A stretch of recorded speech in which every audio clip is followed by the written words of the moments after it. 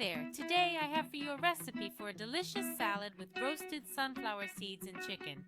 As always, at the beginning I invite you to subscribe to my channel. I present a list of the ingredients you need. The same list you can find in the description under the video. I also add a link to the blog where you can find all my recipes.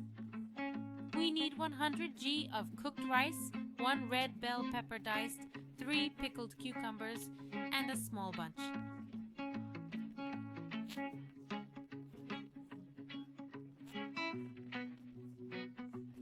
150 g of sunflower seeds roasted in a dry pan. Season everything with salt and pepper. Add 3 tablespoons of mayonnaise, a spoon of cream. Mix everything. Our salad is ready to serve. As you can see, the recipe is very simple. The salad is very good.